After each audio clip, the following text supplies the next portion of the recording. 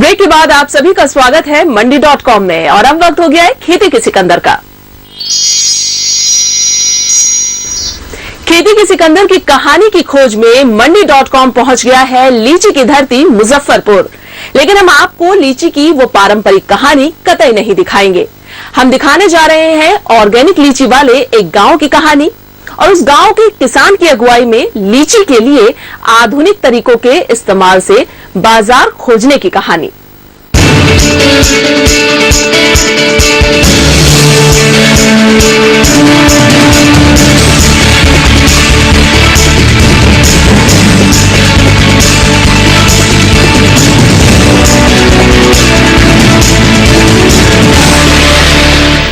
हिंदी में एक कहावत है कि अकेला चना भार नहीं फोड़ता, लेकिन मंडी.com में आज हम आपको एक ऐसे ही अकेले चने की कहानी बताने जा रहे हैं जिसने भार फोड़ने की शुरुआत कर दी है। एक ऐसा युवा किसान जिसने ग्रेजुएशन करने के बाद तय किया कि उसे खेती से ही व्यवसाय करना है और उस अकेले युवा किसान के कारण इस पूरे गांव में लीची की ऑर्गेनिक खेती होती है। इतना ही नहीं, उसने पहली बार लीची को ऑनलाइन मार्केट करने की शुरुआत भी की है, जिससे किसानों की आमदनी में 70 से 80% तक का इजाफा हुआ है। बिहार का मुजफ्फरपुर जिला देश ही नहीं पूरी दुनिया में अपनी रसीली शाही लीची के लिए मशहूर है। यहाँ हर गांव, हर किसान के पास 2-4 से लेकर कुछ हजारों तक में लीची के पेड़ हैं। इसीलिए मुजफ्फरपुर में न तो लीची के पेड़ खबर बन सकते हैं और न ही लीची की खेती। लेकिन अगर हम आपको ये बताएं कि शहबाजपुर गांव में लीची के हर पेड़ और हर खेत में केवल और केवल ऑर्गेनिक तरीकों से खेती होती है, तो जरूर आपको ये कहानी दिलचस्प लगने लगेगी। इस काम को 2002 में शुरू किए और कृषि में व्यवसाय ढूंढने के क्रम में किए। उस समय मेडिसिनल प्लांट का खेती करके मेडिसिनल प्रोडक्ट को बेचने के लिए उसमें जैविक विधि से करना होता था, जिसमें केचुआ से खाद बना के वर्मी कंपोस्ट की उपयोगिता होती थी। तो मध्य प्रदेश के धार डिस्ट्रिक्ट में किसानों के यहाँ हमने घूम कर देखा जो इस काम को कर रहे थे, तो हमने वहाँ से कुछ सीखा और फिर आके यहाँ मेडिसिनल प्लांट भी लगाया और वर्मी कंपोस्ट का 2-4 फीट लगाया हमने। और ये दिलचस्पी और बढ़ जाती है जब आपको पता चलेगा कि शहबाजपुर में ऑर्गेनिक खेती की शुरुआत की कहानी करने वाले हीरो मुरलीधर शर्मा के बारे में। खास बात यह है कि शर्मा न तो किसी IIM के स्नातक हैं और न ही कोई समाज सेवक। शर्मा पूरी तरह से किसान हैं, जिन्होंने करीब 2 दशक पहले एक स्थानीय कॉलेज से स्नातक करने के बाद ही मेट्रो शहरों में रोजगार तलाशने वाले राज्य से निकलते युवाओं की भीड़ का हिस्सा नहीं बनने का फैसला लिया और अपने परिवार की खेती को आगे बढ़ाने का काम शुरू कर दिया। साथ ही शर्मा ने ये भी तय किया था कि वो खेती में भी कुछ अलग करके दिखाएंगे। 2004-05 में 20 टन के करीब हम प्रोडक्शन करने लगे, जो कि यहाँ के हम लीची बाग में डालने लगे।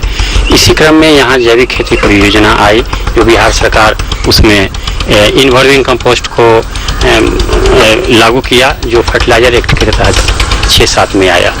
तो फिर हम फर्टिलाइजर एक्ट में इनका रजिस्ट्रेशन करा के हमने लाइसेंस प्राप्त किया, जिससे हमारी बाजार में डिमांड बढ़ गई।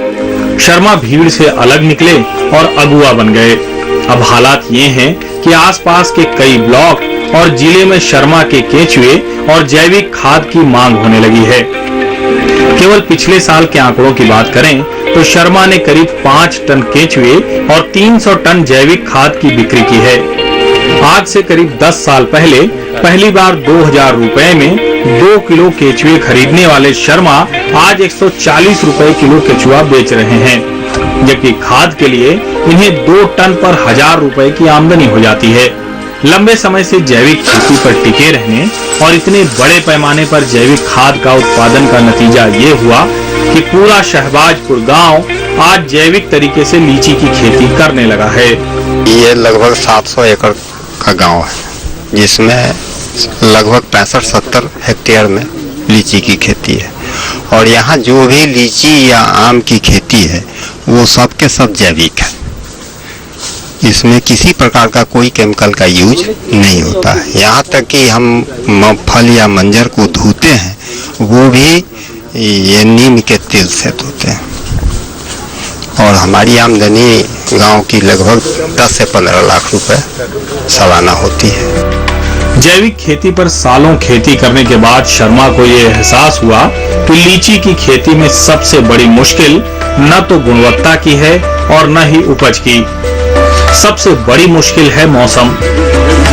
मौसम के कारण लीची की उपज पर हमेशा तलवार लटकती रहती है, जिसके कारण किसान आमतौर पर उस अनिश्चितता को झेलने की स्थिति में नहीं रहता। नतीजा ये होता है कि लीची के किसान सीजन से पहले 500 से 1000 रुपए में पूरा पेड़ किसी व्यापारी को दे देते हैं और फिर उस पर होने वाला पूरा मुनाफा व्यापारी की जेब में चला जाता है। नुकसान होने की हालत में अक्सर किसान को पहले से तय राशि का एक ही हिस्सा मिल पाता है और कई बार वो भी नहीं मिलता। इस स्थिति से निपटने के लिए शर्मा ने कुछ किसान मित्रों को मिलाकर एक समूह शुरू किया और अपने पेड़ ठेके पर न देने का फैसला कर लिया।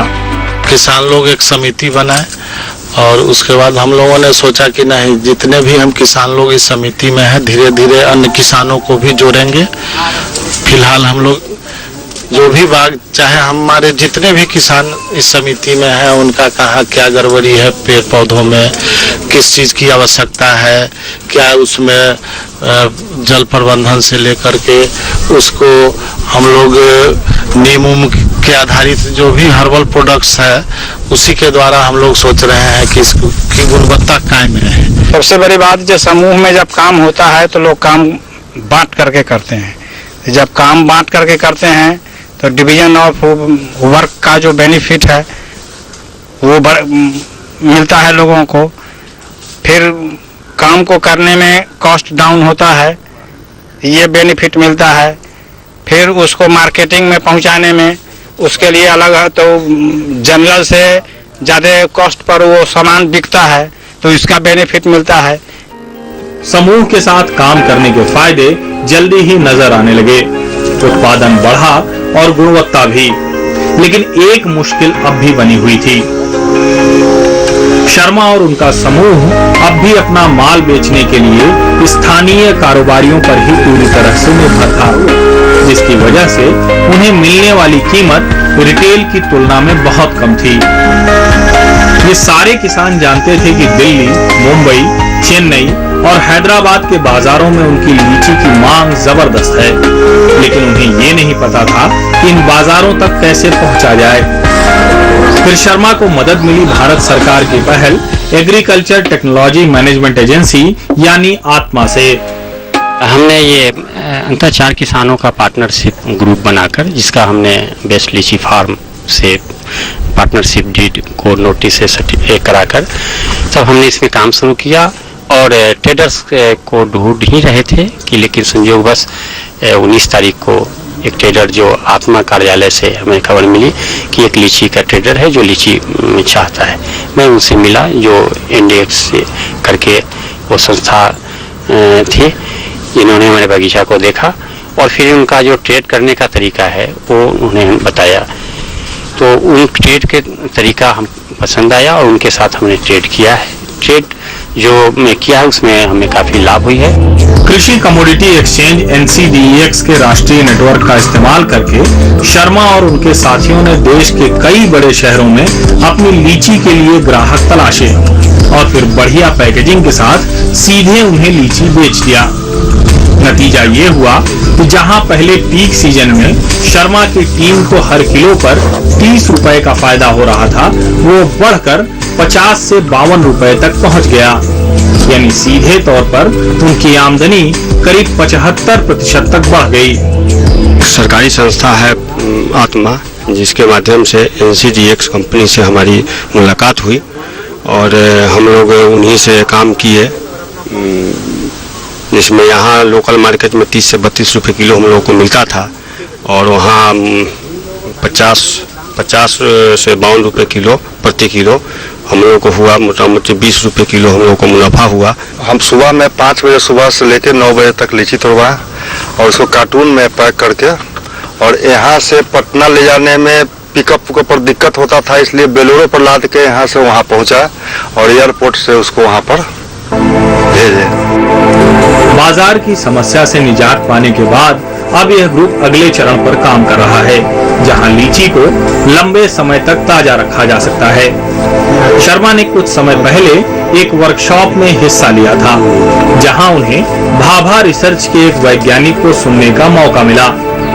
उन्हें वहां एक ऐसे ऑर्गेनिक सोल्यूशन के बारे में बताया गया जिसका इस्तेमाल करके 2 महीने तक लीची के रंग, स्वाद और हाइजीन को सहेजा जा सकता है। समूह के किसान अगले सत्र से इस तकनीक का इस्तेमाल करने की योजना बना रहे हैं और शर्मा जल्द ही इसका प्रशिक्षण लेने के लिए भाभा रिसर्च सेंटर मुंबई जाने की योजना बना रहे हैं। भाभा रिसर्च इंस्टीट्यूट के वैज्ञानिक के द्वारा हम लोगों को लीची को ज्यादा दिनों तक सुरक्षित रखने का डेमो लगा था, जिसमें हम लोग ने जाके वहाँ देखा वो डेमो को और उसके बाद प्रोसेसिंग किया हुआ लीची जो हाइजीनिक भी है, हम लोग फ्रिज में उस लीची को रख के उसका हम लोग प्रयोग किए। तो हम लोग अगले साल से व्यावसायिक दृष्टिकोण से हम लोग उस तरीके से प्रोसेस करके बाजार में बड़े बड़े शहरों में उपलब्ध कराएंगे उस लीची को। शाहबाजपुर के ये किसान हो सकता है कि अगले सीजन से मौसम और बाजार की इस मुश्किल का तोड़ ढूंढ लें, लेकिन मुजफ्फरपुर और बिहार के दूसरे इलाकों में लीची की खेती कर रहे सारे किसानों की मुश्किलों पर शायद ही इससे कुछ ज्यादा फर्क पड़ पाए। इन किसानों को उम्मीद है कि सरकार अगर उनके लिए रेलवे के माध्यम से तेज परिवहन की सुविधा उपलब्ध करा दे तो उनकी समस्या का काफी हद तक समाधान हो सकता है। इसके अलावा किसानों का यह भी कहना है कि बिहार सरकार की आधिकारिक फसल सूची में लीची का नहीं होना उन्हें इस पर बीमा सुविधाओं का फायदा नहीं देता। ये दुनिया भर में मशहूर मुजफ्फरपुर की लीची है जो यहाँ पैक हो रही है मुंबई जाने के लिए। 2 दिन बाद ये लीची मुंबई के बाजार में होगी, लेकिन किसानों का कहना है कि इस लीची का ये रंग जो इस समय आप यहाँ देख सकते हैं और वो स्वाद जो इस समय यहाँ इस लीची में है, 2 दिन बाद मुंबई पहुंचने पर न वो रंग रहेगा न स्वाद रहेगा। यहाँ इसी गांव से केवल 1 किलोमीटर दूर एक स्टेशन भी है बड़ी लाइन ट्रैक पर जो न्यू मुजफ्फरपुर जंक्शन प्रस्तावित है। किसानों का कहना है कि अगर सरकार यहाँ इस स्टेशन से कुछ इस तरह की व्यवस्था कर सके कि रेफ्रिजरेटेड ट्रक लीची लेकर सीधे वहां रेक पर जाएं और वहां से देश के विभिन्न हिस्सों में लीची को कम से कम समय में पहुंचाया जा सके, तो एक ओर तो देश के अलग अलग हिस्सों में लीची का यही बेहतरीन स्वाद मिल सकेगा और दूसरी ओर यहाँ के किसानों के लिए लीची उत्पादन का जोखिम कम होगा, ज्यादा बेहतर भाव मिल सकेगा। मंडी.com के लिए मुजफ्फरपुर के शहबाजपुर गांव से अनिल वत्स के साथ भुवन भास्कर।